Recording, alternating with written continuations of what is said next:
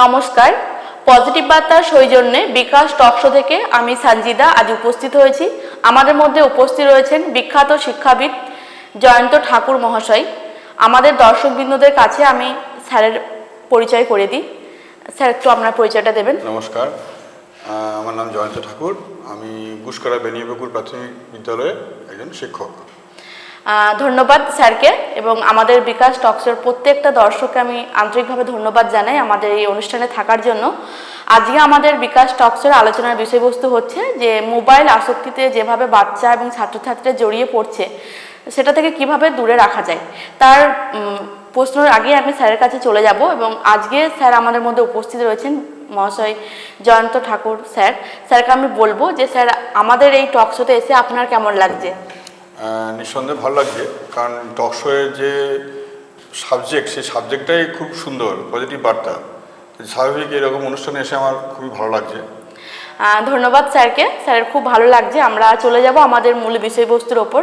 আমাদের বিষয়বস্তু যেটা হচ্ছে যে মোবাইল আসক্তির ওপর যেভাবে বাচ্চা এবং ছাত্রছাত্রীরা জড়িয়ে পড়ছে সে থেকে আমরা কিভাবে বেরিয়ে আসতে পারবো। তো আমি স্যারকে বলবো যে স্যার, যেভাবে ছাত্রছাত্রীরা এবং বাড়ির বাচ্চারা মোবাইলের প্রতি আসক্তি হয়ে পড়েছে, তো তাদের ওপর কি ব্যাড হ্যাবিটেট পড়ছে যেটা আমাদের সমাজে ক্ষতি করছে এবং তাদের নিজস্ব ক্ষতি হচ্ছে, এবং সে থেকে তারা কিভাবে বেরিয়ে আসতে পারবে, আপনি যদি আমাদের দর্শকবৃন্দদের একটু বিস্তারিতভাবে বলেন। হ্যাঁ, বিষয়টা দেখুন, বিষয়টা খুব ভালো বিষয়। এবার মোবাইলটা ব্যবহারটা যেরকম হয়, মোবাইলে আসক্তি আর মোবাইলটা ব্যবহার দুটোর মধ্যে কিন্তু পার্থক্যটা বুঝতে হবে। কিন্তু এখন বর্তমান যুগে দেখা যাচ্ছে যে মোবাইলের প্রতি আসক্তিটাই দিকে যেন বেশি দিন দিন যাচ্ছে। আমরা রিসেন্টলি বিগত আমাদের মানে পৃথিবীর মধ্যে এরকম জিনিস হয়নি যে কোভিডের মধ্যে দিয়ে আমরা পার করে এলাম। তাই কোভিড সিচুয়েশনের মধ্যে দিয়ে আমাদের কিন্তু মোবাইলটা আমাদের কাছে একটা যতটা দরকারি ছিল ছাত্রছাত্রীদের কাছে তা অত্যাবশ্যক একটা জিনিস হয়ে গেছে। কারণ টোটালটাই তখন অনলাইনে হয়েছে, পড়াশোনা, নাচ গান, শরীরচর্চা থেকে আরম্ভ করে A to Z। কারণ এখন এমন সিচুয়েশন হয়ে গেছে আমাদের সমাজ কিন্তু মোবাইলের যে কার্যকারিতার থেকে বেরোনো যাবে না, আর বেরোনো সম্ভব নয়। কারণ আধুনিক প্রযুক্তিতে মানুষ যাবেই, সেটাকে আটকাতে পারবো না। কিন্তু এবার বিষয় হচ্ছে যে আসক্তিটা, হ্যাঁ, আসক্তিটা সত্যি করে একটা রোগের মতো জায়গায় দাঁড়াচ্ছে। কেন দাঁড়াচ্ছে? কারণ একটা বাচ্চাকে আমরা ছোট থেকেই দেখছি যে তার মা সেই জন্মের পর থেকে কথা শেখেনি, তার হাতে মোবাইল দিয়ে সে কার্টুন দেখছে, গান শুনছে, তা নাহলে সে খাবার খাচ্ছে না। এটা কিন্তু খুব খারাপ বিষয়। এবং আস্তে আস্তে যখন বড় হওয়ার পরে সে মোবাইলের যে কার্যকারিতা, সে কার্যকারিতা বাদ দিয়েও যে মোবাইল ফোনে যে গান শোনা বা বিভিন্ন রকম রিলস দেখা, এগুলোতেই বেশি আসক্তি হচ্ছে, যেটা কিন্তু সমাজে খুব ক্ষতির একটা কারণ হচ্ছে। কি ক্ষতির কারণ হচ্ছে? কারণ হচ্ছে যে তার পড়াশোনা, তার শরীর থেকে আরম্ভ করে তার সামাজিক যে সম্পর্ক, হ্যাঁ, যে বন্ধু বান্ধব, মা বাবা, আত্মীয় স্বজন, সেগুলোকে থেকে তারা কিন্তু সব দূরে সরে যাচ্ছে। এর ফলে এই আসক্তিটা কিন্তু একটা খুব খারাপ দিকে যাচ্ছে। এবং এটাকে খুব সচেতনভাবে যারা শুভবুদ্ধি সম্পন্ন মানুষ বা যারা গুরুজন এবং যারা গবেষক বা বৈজ্ঞানিক, তাদেরকে এটা ভাবা উচিত যে এটাকে কী করে নিয়ন্ত্রণটা করা যায়। একদম স্যার। তো আমরা দেখছি যে বাড়ির বাচ্চারা যেভাবে মোবাইলের প্রতি আসক্তি হয়ে পড়ছে, তাতে তারা যখন একটু বড় হয়ে যাচ্ছে তখন কিন্তু তাদেরকে সেখান থেকে আর বেরিয়ে আসানো যাচ্ছে না বা তারা সরে আসছে না। আমি আপনাকে একটা কথা জিজ্ঞেস করবো স্যার, আমাদের কি যে সমস্ত মায়েরা বোনেরা অনেকে আছে আমাদের দর্শক, তাদেরকে উদ্দেশ্য করে আপনি একটু বলুন যে বাচ্চাদের কাছ থেকে মোবাইলটা কিভাবে দূরে রাখা যায় বা কিভাবে তার বিকল্প কিছু দেওয়া যায় যাতে বাচ্চারা মোবাইলের প্রতি আসক্তি যে মানে ব্যাধিতে পরিণত হচ্ছে, সেই ব্যাধি থেকে যারা বেরিয়ে আসতে পারে। হ্যাঁ, দেখুন, যে আপনি প্রশ্ন করেছেন খুব প্রাসঙ্গিক প্রশ্ন। বাচ্চার দোষ থেকে দেওয়ার থেকে আমরা নিজেদের দিকটা দেখব। কারণ আমরা ছোট থেকেই বাবা বা মা তাদের সময়ের অভাবের জন্য তারা খুব সহজ পদ্ধতিতে মোবাইলটা বাচ্চার হাতে তুলে দিল। তো সে তুলে দেওয়ার ফলে তার বাবা মা অনেক সময় পেয়ে গেলো, বা তাদের কাজের জায়গা, তাদের স্ট্রেস লাইফ, তাদের হয়তো যে সময় নিত্য নৈমিত্তিক যে কাজকর্মে যে তারা সময় করে উঠতে পারে না বাচ্চার সঙ্গে। এর ফলে খুব সহজে তারা মোবাইলটা দিয়ে দিল, বাচ্চা সে মোবাইল পেয়ে খুশি, এবং সেটা দেখা যাচ্ছে আস্তে আস্তে আস্তে তার কাছে একটা অ্যাডিকশন হয়ে দাঁড়াচ্ছে। এখান থেকে আমি বলবো যে পরিবারের লোকেদের, বাবা মা এবং অন্যান্য পরিবারের লোকেদের বলবো, তারা যেন শিশুর সঙ্গে, বাচ্চার সঙ্গে বা ছাত্রছাত্রীদের সঙ্গে বেশি করে সময় দিতে। বেশি করে সময় দিলে পরে তার ইন্টারাকশন বাড়বে, ফলে তার মোবাইলের প্রতি যে ব্যবহারের যোগ্য যে মানসিকতাটা কমবে। এবং আরেকটা গুরুত্বপূর্ণ বিষয় হচ্ছে, এখন কিন্তু দেখা যাচ্ছে যে বর্তমানে ছাত্রছাত্রী থেকে আরম্ভ করে শিশু থেকে মানুষ মাঠমুখী নয়, খেলার মাঠে মানুষ যাচ্ছে না। কিন্তু খেলার মাঠ কিন্তু একমাত্র এর একটা যোগ্য সাবস্টিটিউট হতে পারে। মানে মোবাইল যে ব্যবহার করার জন্য খেলার মাঠ হচ্ছে মানুষকে কিন্তু শৃঙ্খলাবদ্ধ হতে শেখায়, মানুষের শরীর ভালো করতে শেখায়, এর ফলে তার কিন্তু মানসিকতাটা পাল্টে যাচ্ছে। একটা মোবাইল ব্যবহার করে মানুষ যেরকম ভাববে, হ্যাঁ, যেরকম তার মানসিকতার যেরকম বিকাশ হবে, কিন্তু সে খেলাধুলা করে তার বিকাশটা কিন্তু অন্য জায়গায় থাকবে।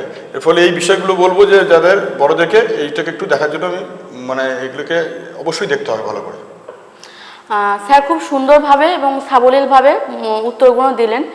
অবশ্যই আমাদের বাচ্চা যারা আছে, বাড়ির বাচ্চাদেরকে চেষ্টা করতে হবে যে মোবাইল থেকে তাদেরকে দূরে রাখতে, এবং তার জন্য ফার্স্ট বাবা মাকে মোবাইলের প্রতি কম সময় দিতে হবে এবং বাচ্চাদের প্রতি বেশি সময় দিতে হবে। স্যার যেটা বললেন, আমি আর একটা কথা বলবো, স্যারের কাছে প্রশ্ন ছুড়বো যে স্যার এখন যেহেতু আমাদের যে এডুকেশনটা বেশিরভাগ আমরা দেখছি গুগল মিটে ক্লাস হচ্ছে, অনলাইনে সবটা করানো হচ্ছে, তো সেক্ষেত্রে মোবাইলটা বাচ্চাদেরকে দিতে হচ্ছে। আমি ক্লাস 5, 6, 7, 8-এর বাচ্চাদের কথা বলছি, কারণ প্রথম থেকেই কিন্তু আমরা দেখছি যে একদম KG 1, KG 2 থেকেই কিন্তু বাচ্চারা মোবাইল নিতে অভ্যস্ত এখন, যেহেতু যে স্কুলগুলোয় পড়ছে তাদের বিভিন্নভাবে অনলাইন ক্লাস হচ্ছে।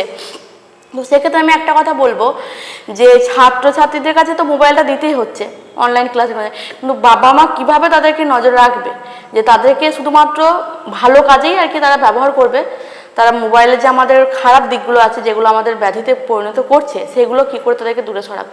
হ্যাঁ, মোবাইলটা হচ্ছে আমাদের মোবাইল ছাড়া এখন মানে কোনো সিস্টেমটাই চলবে না, কারণ সব কিছু মোবাইল নির্ভর হয়ে গেছে। এবার দেখতে হবে যে মোবাইলে আমার কার্যকারিতাটা কোন সময়টুকু লাগছে। হয়তো আমার দিনের 24 ঘন্টার মধ্যে আমার নির্দিষ্ট 4-5 ঘন্টা কি 3 ঘন্টা কি 6 ঘন্টা 7 ঘন্টা, যার যেরকম কাজের জায়গা বা পড়াশোনার মান অনুযায়ী সে নির্ভর করছে। তার বাইরে বাবা মাকে একটু নজর রাখতে হবে যে মোবাইলটা সে কতটা ব্যবহার করছে, কী কারণে ব্যবহার করছে, বা সে তার কাছে তো রেখেও যেতে পারে যে স্কুলে বা কলেজে গেল সে মোবাইল রেখে গেল যদি প্রয়োজন না থাকে। আর একটা ভালো জিনিস বলছে যে আমরা যেমন বিভিন্নভাবে ফাস্টিং করি, কোনো কারণে ফাস্টিং করি, কিন্তু এখন যেটা বলছে যে আমরা কিন্তু ইলেকট্রনিক্স গেজেটকে ফাস্টিং করতে হবে আগামী দিনে, তা না হলে কিন্তু মানুষ স্বাভাবিক জীবন থেকে ছন্দ থেকে বিচ্যুত হয়ে যাবে। এর ফলে হয়তো এমন সময় হলো 2-4 দিন আমরা কোনো কাজ নেই, হয়তো কোনো নিখাত ছুটির মধ্যে, তখন আমরা মোবাইলটাকে আমরা তার থেকে দূরে সরে থাকবো। কারণ এইগুলো যদি না করা যায় তাহলে কিন্তু এই অ্যাডিকশনটা কিন্তু কমাতে পারবে না। আর এটাও ঠিক যে মোবাইলের জন্য কিন্তু মানুষের আমাদের যেমন ধরুন এখনকার যুগে সোশ্যাল মিডিয়া, ব্যাংকিং সিস্টেম, তারপর হচ্ছে পড়াশোনা থেকে আরম্ভ করে ইমেল, বিভিন্ন রকমভাবে আমার কাজের জায়গাগুলো, সেগুলো যদি মোবাইলটা সেটুকুই যেন ব্যবহার করব। এর বাইরে যদি আমি দেখি একটার পরে একটা কিন্তু আমার ভিডিও বা রিলস দেখতে দেখতে আমার সময় 24 ঘন্টার মধ্যে কখন যে সময় খেয়ে ফেলবে সেটা আমি বুঝতেই পারি না। এর ফলে স্বাভাবিক আমার অন্যদিকে ঘুমের সময় নষ্ট, ঘুমের জন্য সময় কমে যাচ্ছে, পড়াশোনার সময় কমে যাচ্ছে, খেলাধুলার সময় কমে যাচ্ছে। এই বিষয়গুলোকে কিন্তু যারা বাবা মা আছে বা যারা গার্জেন আছে বা যারা শিক্ষক শিক্ষিকা আছে তাদেরকে খুব ট্যাক্টফুল এটাকে কিন্তু শিডিউল করতে হবে। এর ফলে আমরা এটাকে কমাতে পারবো। একদম স্যার, খুব সুন্দরভাবে স্যার উত্তর দিলেন। আমি স্যারের কাছে শেষ প্রশ্নে যাব যে স্যার, যে সমস্ত ছাত্রছাত্রীরা আজকে আমাদের দর্শকে আছেন, আপনি তাদের উদ্দেশ্যে একজন শিক্ষক হিসাবে কি বার্তা দেবেন যে তাদের ভবিষ্যতের জন্য, তাদের ভালোর জন্য তাদের কিছু কিছু জিনিস ত্যাগ করতে হয়, তো সেক্ষেত্রে মোবাইলটাও একটা জিনিস। তো আপনার ছাত্রছাত্রীদের উদ্দেশ্যে আপনি কি বার্তা দেবেন স্যার? একটু বার্তা দেওয়ার জন্য আবেদন করব। হ্যাঁ, না, মোবাইল ত্যাগ করা তো যাবেই না, কিন্তু ত্যাগ করার থেকে দেখতে হবে যে আমরা মোবাইল থেকে আগামী দিনে আধুনিক প্রযুক্তিকে ব্যবহার করে আমরা কিভাবে আরও আমাদের সমাজের কল্যাণ, পড়াশোনার কল্যাণ করতে পারি। যেমন এবার আমাদের খুব দ্রুত 5G আসছে। 5G যিনি আবিষ্কার করেছিলেন তিনি একটা সত্তা রেখেছিলেন, মানে সে তার কাছে সেই কপিরাইট ছিল, কিন্তু তিনি সারা পৃথিবীর কল্যাণের জন্য সেই কপিরাইটটা কিন্তু তিনি ফ্রি করে দিলেন। কিন্তু আমরা যে আজকে 5G পাচ্ছি ফ্রিতে, তার কিন্তু একমাত্র কারণ হচ্ছে ওই ভদ্রলোক কিন্তু তার কপিরাইটটা নিজের কাছে রাখেননি বলে, এবং তিনি জনজাতির কল্যাণে, মানব কল্যাণে সেটা ফ্রি করেছেন। কেন করেছেন? যে আরও যেন সমাজ ডেভেলপ করে, কাজের জায়গা মানুষের বাড়ুক। যেমন আগামী দিনে আমরা শুনছি AI, আর্টিফিশিয়াল ইন্টেলিজেন্স, এই বিষয়গুলোকে বলবো ছাত্রছাত্রীদের জন্য আরও তোমরা বেশি পড়াশোনা করতে যাবো। মোবাইল হাতে পাওয়া মানেই শুধু গান দেখা, ভিডিও দেখা, রিলস দেখা বা ছবি তোলা, সেলফি তোলা নয়। মোবাইলটাকে কী করে কাজের জায়গা করা যায়, কী করে তোমার পড়াশোনার ক্ষেত্রে লাগানো যায়, এই সময়গুলোকে যদি আমরা একটু ওদেরকে একটু দিকটাকে দেখাতে পারি, দিশা দেখাতে পারি, তাহলে মনে হয় যেন সবার পক্ষেই ভালো হবে সেটা। ধন্যবাদ স্যারকে। আজকে এই বিকাশ টক শোতে আমরা স্যারকে পেয়ে ধন্য এবং আপ্লুত। স্যারকে আমি নমস্কার জানাবো এবং আমাদের দর্শকবৃন্দদের প্রত্যেককে আমি নমস্কার জানিয়ে আজকের এই এপিসোড আমি এখানে শেষ করছি। প্রত্যেককে ধন্যবাদ।